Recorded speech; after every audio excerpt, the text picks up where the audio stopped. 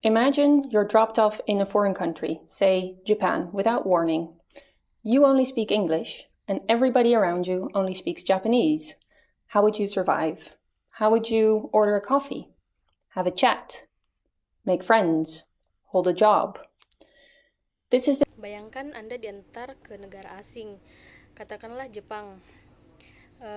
Di sana Anda hanya berbicara bahasa Inggris, dan semua orang di sekitar Anda menggunakan bahasa Jepang. Lalu bagaimana Anda bisa bertahan dalam situasi seperti ini? Bagaimana cara Anda memesan kopi dan mengobrol dengan teman kerja Anda? This is the daily reality for people with aphasia. Aphasia is a language impairment often caused by stroke, which is a disruption of blood flow to the brain. It affects a person's ability to speak, write, read, and understand what somebody is saying to varying degrees. This can range from having difficulty finding a word every now. Ini adalah kenyataan sehari-hari bagi penderita afasia. Afasia adalah gangguan bahasa yang sering disebabkan oleh stroke, yang merupakan gangguan aliran darah ke otak. Hal tersebut mempengaruhi kemampuan seseorang untuk berbicara, menulis, membaca, dan memahami apa yang diungkapkan oleh seseorang, mulai dari kesulitan menemukan kata. Word every now and then, and understanding almost everything, to being unable to say any words and understanding very little. Now, we've gotten very good at describing different aphasia types based on their language skills, as measured by language tests. Dan memahami hampir segala hal sampai tidak mampu mengucapkan sepatah kata pun, dan hanya sedikit yang dipahami. Sekarang kita telah tahu dalam mendeskripsikan jenis afasia yang berbeda berdasarkan keterampilan bahasa mereka yang bisa diukur melalui tes bahasa. Such as picture naming or matching a sentence with the right image. Ultimately, though, speech and language therapy aims to improve someone's ability to communicate, to have a conversation. The problem is that we don't really understand the concept of communication very well, nor do we know exactly what kind of skills are required to communicate efficiently. Seperti penamaan gambar atau mencocokkan kalimat dengan gambar yang tepat. Pada akhirnya, meskipun terapi bicara dan bahasa bertujuan untuk meningkatkan kemampuan seseorang dalam berkomunikasi, masalahnya kita tidak memahami secara pasti jenis keterampilan yang diperlukan untuk berkomunikasi secara efisien. So remember I told you don't speak or understand Japanese? You'd score pretty badly on a test of your Japanese language skills, right? Yet I predict that you'd still be able to order a cup of coffee and have a chat with someone in Japan. Just as we see that some people with a very severe language impairment are still able to communicate quite efficiently. Dan saya katakan, kamu tidak bisa berbicara atau tidak mengerti bahasa Jepang, kamu akan mendapat skor nilai yang buruk. Pada tes bahasa Jepang, Anda dengan benar.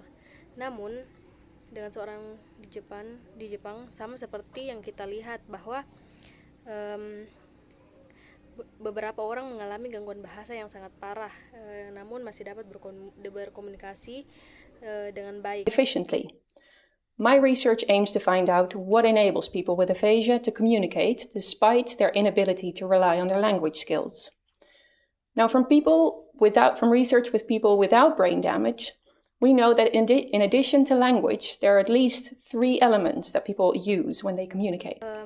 Penelitian ini bertujuan untuk mengetahui apa yang memungkinkan orang afasia untuk berkomunikasi meskipun mereka tidak dapat mengandalkan keterampilan bahasa mereka.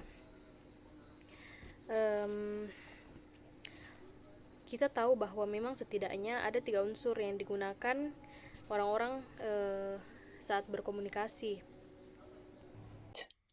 1, we don't just communicate by using language. We use other means to transmit our message, such as gesture, facial expressions, body posture, and intonation, so the way we say our words. 2, communication is interactive. It doesn't just rely on my language skills, but also on those of the person that I'm speaking to, and how they can help me out when I get stuck. Satu, kita tidak hanya berkomunikasi dengan menggunakan cara lain untuk menyampaikan maksud kami, seperti gestur, ekspresi wajah, postur tubuh, dan intonasi. Jadi, cara kami menyampaikan kata-kata kami untuk komunikasi bersifat interaktif, tidak hanya bergantung pada kemampuan bahasa, tetapi bagaimana mereka mengerti maksud kami. 3. Communication always takes place in a specific setting or context. So expressing a sudden urge for coffee is easier when you're next to Starbucks compared to when you're on a hike in the woods. By manipulating Komunikasi selalu terjadi dalam pengaturan atau konteks tertentu, sehingga mengekspresikan keinginan untuk menyampaikan maksud secara tiba-tiba lebih mudah lagi saat Anda berada di sebelah Starbucks dibandingkan saat Anda sedang mendaki di hutan. 3 elements in the lab, I want to find out if people with aphasia can rely on these elements just like we do in our everyday conversations, or if it's different for them due to their... Dengan memanipulasi ketiga elemen ini di lab, saya ingin mengetahui apakah orang dengan afasia dapat mengandalkan elemen-elemen ini seperti yang kita lakukan dalam percakapan sehari-hari, atau apakah itu berbeda karena kerusakan yang mereka alami. To their brain damage. By getting a better idea of what communication means, instead of just language skills, this can inform our therapies, our measures of communication, and hopefully help those who struggle to communicate Dengan mendapatkan ide yang lebih baik tentang apa arti komunikasi daripada hanya keterampilan bahasa, ini dapat menginformasikan terapi kami adalah untuk